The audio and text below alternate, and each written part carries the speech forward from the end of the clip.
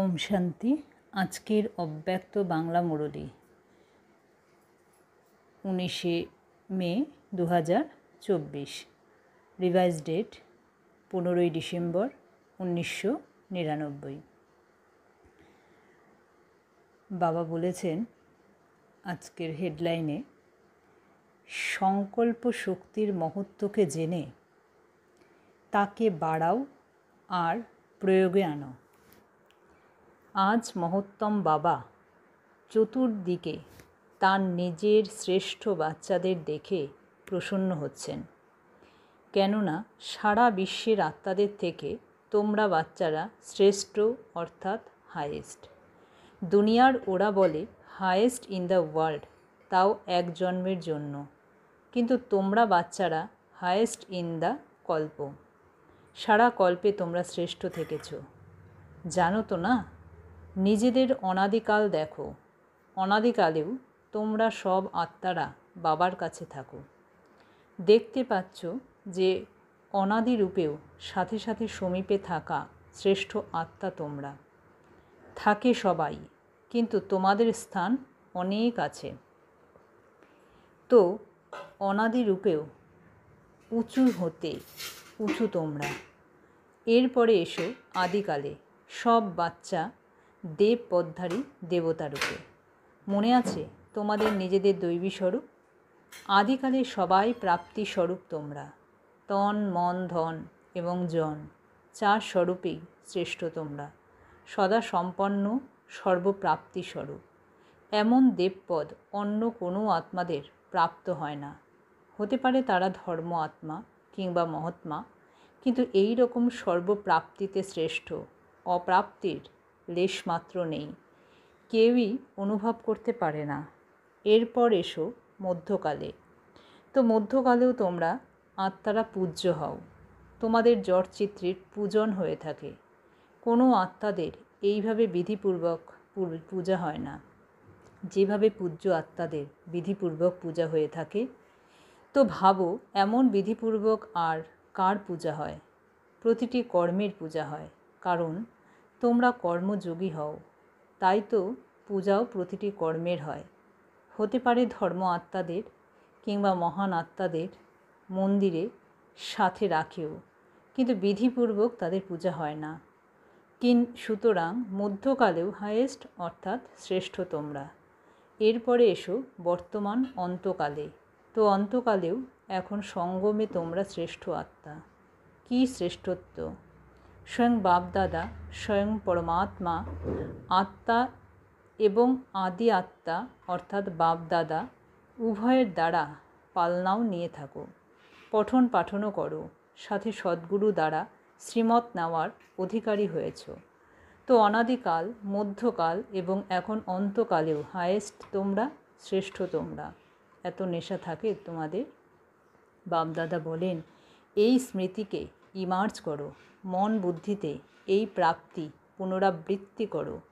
স্মৃতিকে যত ইমার্জ রাখবে, ততই স্মৃতি দ্বারা আধ্যাত্ম নেশা হবে, খুশি থাকবে, শক্তিশালী হবে। এতটা হায়েস্ট আত্মা হয়েছ। এই পাক্কা নিশ্চয় আছে যে আমরাই হায়েস্ট, শ্রেষ্ঠ হয়েছিলাম, হয়েছি আর সদা হতে থাকব। পাক্কা নিশ্চয় যদি থাকে তো হাত তোলো। টিচাররাও তুলেছে। মাতারা তো সদা খুশির দোলায় দোলে। দোলে তো না, মাতাদের খুব নেশা থাকে। কি নেশা থাকে? আমাদের জন্য বাবা এসেছেন, নেশা আছে তো না? দাপর থেকে সবাই নিচে নামিয়েছে, সেই জন্য মাতাদের প্রতি বাবার অনেক ভালোবাসা আছে। আর বিশেষভাবে মাতাদের জন্য বাবা এসেছেন। তোমরা খুশি হচ্ছ, কিন্তু সদা খুশি থাকতে হবে। এই রকম নয় এখন হাত তুলছ আর ট্রেনে যেতে যেতে একটু একটু করে নেশা কমতে থাকবে। সদা এক রস, অবিনাশী নেশা যেন থাকে, কখনো কখনোর নেশা নয়, সদা সর্বদার নেশা সদাই খুশি প্রদান করে। তোমরা সব মাতার মুখ সদা এমন হওয়া উচিত যাতে দূর থেকে যেন রুহানি গোলাপ রূপে প্রতীয়মান হয়। কেননা এই বিশ্ববিদ্যালয়ের যে বিষয় সবার ভালো লাগে, যে বিশেষত্ব দেখা যায়, তা হলো এটাই যে মাতারা সদা প্রস্ফুটিত রুহানি গোলাপ সমপুষ্প এবং মাতারাই দায়িত্ব পালন করে। মাতারাই এত বড় কার্য করছে। হতে পারে মহামণ্ডলেশ্বর, কিন্তু সেও মনে করে যে মাতারা নিমিত্ত হয়েছে এবং এমন শ্রেষ্ঠ কার্য সহজভাবে চালাচ্ছে। মাতাদের বিষয়ে প্রচলিত আছে, যদিও সত্যি নয়, কিন্তু বলে থাকে যে দুজন মাতার একত্রে একসঙ্গে কোনো কাজ করা খুব কঠিন। কিন্তু এখানে নিমিত্তকে মাতারাই তো না। যখনই কেউ তোমাদের কাছে দেখা করতে আসে তো কি জিজ্ঞাসা করে? মাতারা চালাচ্ছে, নিজেদের মধ্যে ঝগড়া ঝামেলা নেই, খিটখিট করে না। কিন্তু তারা কিভাবে জানবে যে এরা সাধারণ মাতা নয়? এরা পরমাত্মা দ্বারা তৈরি আত্মা মাতা। পরমাত্ম বরদান এদের চালনা করছে। এমন নয় তো যে ভাইরা মানে পাণ্ডব মনে করে যে মাতাদের মান আছে, আমাদের কি নেই? তোমাদেরও গায়ন আছে, পঞ্চ পাণ্ডব গাওয়া হয়েছে। শক্তির সাথে 7 শীতলা দেখানো হয়, তো এক পাণ্ডবও দেখায়। তাছাড়া পাণ্ডব ব্যতীত মাতারা চালাতে পারত না, মাতাদের ছাড়া পাণ্ডব চালাতে পারত না। উভয় ভুজই দরকার, কিন্তু মাতাদের অনেক নিচে নামিয়ে দেওয়া হয়েছিল তো না। সেই জন্য যে দুনিয়া মাতাদের জন্য কিছু করা অসম্ভব মনে করত, বাবা তা সম্ভব করে দেখাচ্ছেন। তোমরা খুশি তো মাতাদের দেখে? নাকি খুশি তো না? যদি মাতাদেরকে বাবা নিমিত্ত না বানাতেন তাহলে নতুন জ্ঞান, নতুন সিস্টেম হওয়ার কারণে পাণ্ডবদের দেখে খুব হাঙ্গামা হতো। মাতারা ঢাল, কারণ নতুন জ্ঞান তো না, নতুন বিষয়। কিন্তু বোনেদের সাথে ভাই সদাই সাথে আছে। পাণ্ডব নিজেদের কাজে সামনে আছে আর বোনেরা তাদের নিজেদের কাজে সামনে আছে। উভয়ের পরামর্শে সব কার্য নির্বিঘ্ন হয়ে চালাচ্ছে। বাপদাদা প্রতিদিন বাচ্চাদের ভিন্ন ভিন্ন কার্য দেখতে থাকেন। নতুন নতুন প্ল্যান তৈরি হতেই থাকে। সময় তো সকলের স্মরণে আছে। স্মরণে আছে 99 সালের চক্র সম্পূর্ণ হয়ে গেছে তো না? কি ভাবতে 99 সাল এসে গেছে, 99 সাল এসে গেছে। কিন্তু তোমাদের সবার জন্য সেবা করার বছর, নির্বিঘ্ন থাকার বছর হিসেবে প্রাপ্ত হয়েছে। দেখো 99 এই মৌন ভাটটি করছো তো না? দুনিয়া ঘাবড়ে যায়, আর তোমরা যত তারা ঘাবড়ে যায় ততই তোমরা সবাই স্মরণের গভীরে যাচ্ছ। মনের মৌনতা হলোই জ্ঞান সাগরের তলে যাওয়া আর নতুন নতুন রত্ন নিয়ে আসা। যা বাপ দাদা আগেও ইশারা দিয়েছেন, সবচেয়ে বড় ভাণ্ডার হলো যা বর্তমান আর ভবিষ্যৎ বানায়। সেটাই শ্রেষ্ঠ ভাণ্ডার, শ্রেষ্ঠ সংকল্পের ভাণ্ডার। সংকল্প শক্তি অনেক বড় শক্তি, যা তোমরা সব বাচ্চার কাছে আছে। শ্রেষ্ঠ সংকল্পের শক্তি, সংকল্প তো সবার কাছে আছে, কিন্তু শ্রেষ্ঠ শক্তি শুভ ভাবনা, শুভ কামনার সংকল্প শক্তি, মন বুদ্ধি একাগ্র করার শক্তি, এ তো তোমাদের কাছে আছেই। ভবিষ্যতে যত এগোতে থাকবে ততই এই সংকল্প শক্তি জমা করতে থাকবে। ব্যর্থ খোয়াবে না। ব্যর্থ খোয়ানোর মুখ্য কারণ হলো ব্যর্থ সংকল্প। ব্যর্থ সংকল্প বাপদাদা দেখেছেন মেজরিটি বাচ্চাদের সারা দিনে ব্যর্থ এখনও রয়েছে। যেমন স্থূলধনকে যারা ইকোনমিক্যাল ইউজ করে তারা সদাই সম্পন্ন থাকে, আর যারা ব্যর্থ খুইয়ে দেয় তারা কোথাও না কোথাও প্রবঞ্চিত হয়। ঠিক সেই রকমই শুদ্ধ সংকল্পে এত শক্তি আছে, তোমাদের ক্যাচিং পাওয়ার, ভাইব্রেশন ক্যাচ করার পাওয়ার অনেক বাড়তে পারে। এই ওয়্যারলেস, এই টেলিফোন যেমন সায়েন্সের এই সাধন কার্য করে, তেমনই এই শুদ্ধ সংকল্পের ভাণ্ডার সেই রকমই কার্য করবে, যা লন্ডনে বসে কোনো আত্মার ভাইব্রেশন তোমাদের এমনই স্পষ্ট ক্যাচ হবে যেমন এই ওয়্যারলেস কিংবা টেলিফোন, টিভি এসব যে সাধনই রয়েছে, যত সাধন বের হয়ে গেছে এর থেকেও স্পষ্ট তোমাদের ক্যাচিং পাওয়ার, একাগ্রতা শক্তির দ্বারা বৃদ্ধি পাবে। এই আধার তো শেষ হওয়ারই আছে। এই সব সাধন কোন আধারে? লাইটের মানে বিদ্যুতের আধারে? সুখের সাধন যা কিছু আছে তার মেজরিটি লাইটের আধারে। তাহলে কি তোমাদের আধ্যাত্মিক লাইট, আত্ম লাইট এই কাজ করতে পারে না? তোমরা যেমন চাও কাছের থেকে দূরের থেকে ভাইব্রেশন ক্যাচ করতে পারো, এখন শুধু একাগ্রতার শক্তি, মন বুদ্ধি দুই একাগ্র হতে হবে, তবে ক্যাচিং পাওয়ার হবে। অনেক অনুভব করবে। যখন তোমাদের সংকল্প নিঃস্বার্থ, স্বচ্ছ, স্পষ্ট হবে, তখন তা খুব কুইক অনুভব করাবে। সাইলেন্সের শক্তির সামনে এই সায়েন্স নত হবে।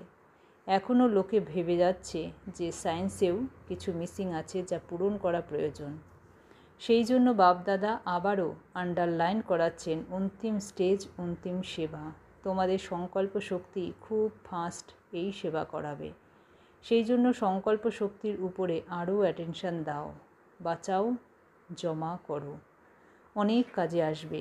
এই সংকল্প শক্তির দ্বারা প্রয়োগী হবে। সায়েন্স গুরুত্বপূর্ণ কেন? গবেষণা করার পরে যখন প্রয়োগে আসে, তখন সবাই মনে করে হ্যাঁ, সায়েন্স ভালো কাজ করে। তো সাইলেন্সের পাওয়ার প্রয়োগ করার জন্য একাগ্রতার শক্তি চাই, এবং একাগ্রতার মূল আধার হলো মনের কন্ট্রোলিং পাওয়ার, যার দ্বারা মনোবল বাড়ে। মনোবলের বড় মহিমা যারা ঋদ্ধি সিদ্ধি করে তারাও মনোবলের দ্বারা অল্পকালের চমৎকার দেখায়। তোমরা তো বিধিপূর্বক ঋদ্ধি সিদ্ধি নয়, বিধিপূর্বক কল্যাণকারী চমৎকার দেখাবে, যা বরদান হয়ে যাবে। আত্মাদের জন্য এই সংকল্প শক্তির প্রয়োগ বরদান প্রমাণ হয়ে যাবে। সুতরাং প্রথমে এটা চেক করো যে মনকে কন্ট্রোল করার কন্ট্রোলিং পাওয়ার আছে কি না।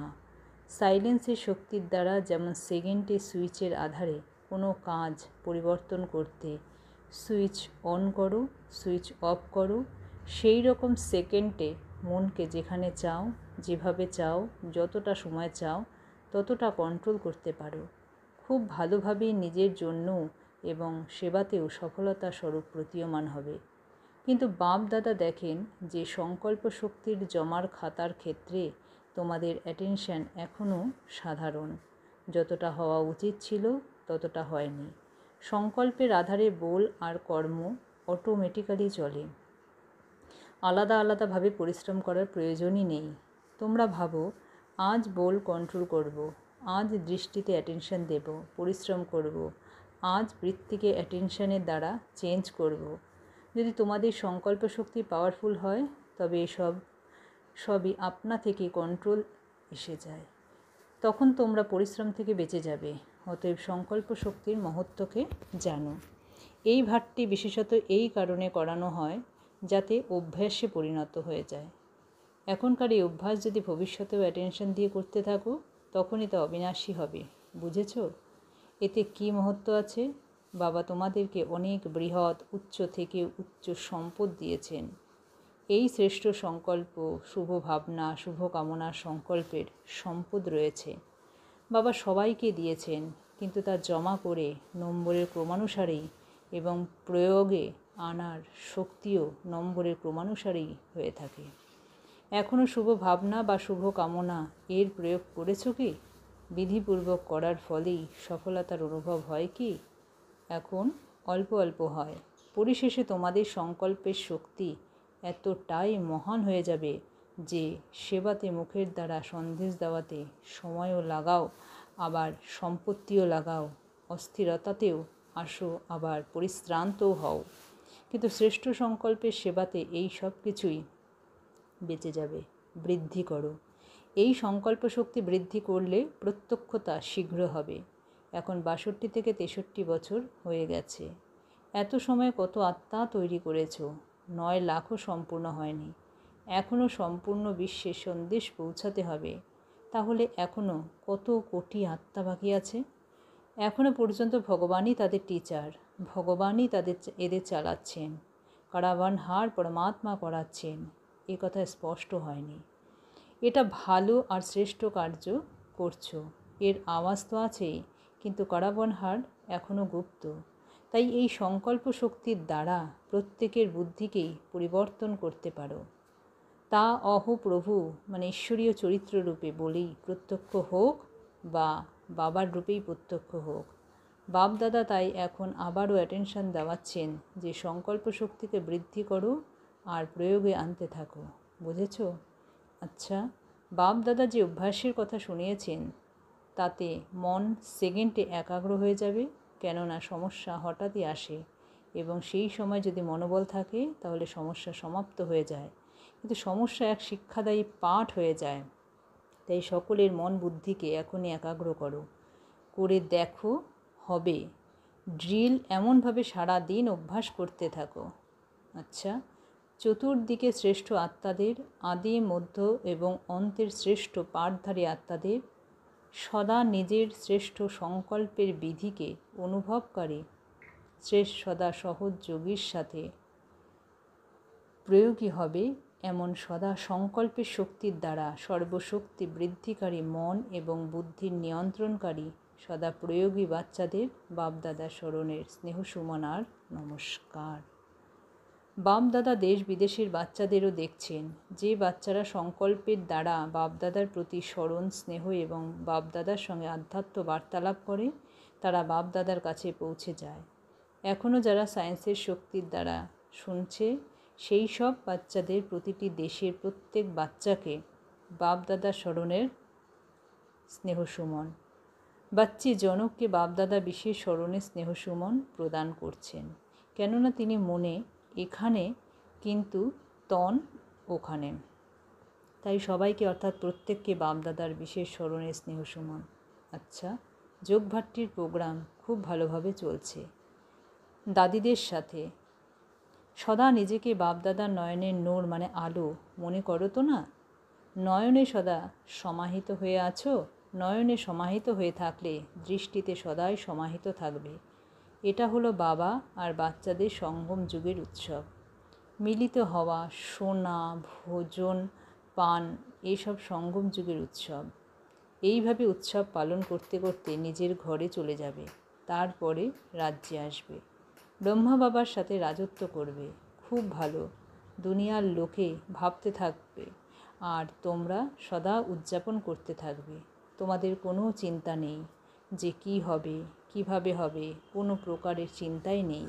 আচ্ছা, আজকের বরদান দিয়েছেন বাবা, এই অন্তিম জন্মে প্রাপ্ত হওয়া সব পাওয়ার ইউজ করে উইল পাওয়ার সম্পন্ন ভব।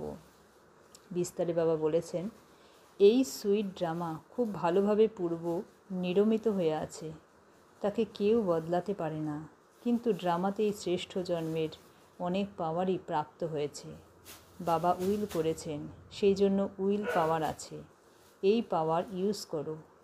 যখনই চাইবে এই শরীরের বন্ধন থেকে স্বতন্ত্র হয়ে কর্মাতীত স্থিতিতে স্থিত হয়ে যাও। আমি স্বতন্ত্র, আমি মালিক, বাবার দ্বারা আমি নিমিত্ত আত্মা, এই স্মৃতিতে মন বুদ্ধিকে একাগ্র করে নাও, তবেই বলা হবে উইল পাওয়ার সম্পন্ন। আজকের স্লোগান, হৃদয় দিয়ে সেবা করো, তবে আশীর্বাদের দরজা খুলে যাবে। সূচনা, আজ মাসের 3য় রবিবার, অন্তর্রাষ্ট্রীয় যোগ দিবস। সকল ব্রহ্মা বৎস সংগঠিত রূপে সন্ধ্যা 6:30 থেকে 7:30 পর্যন্ত নিজের বিশেষ পূর্বজ স্বরূপে স্থিত হয়ে সম্পূর্ণ বৃক্ষকে সমূহ শক্তির দান করুন। প্রত্যেক আত্মাকে নিজের সম্মুখে ইমার্জ করতে করতে স্নেহভরা দৃষ্টি দিন, আপন বোধের অনুভব করান। ওম শান্তি।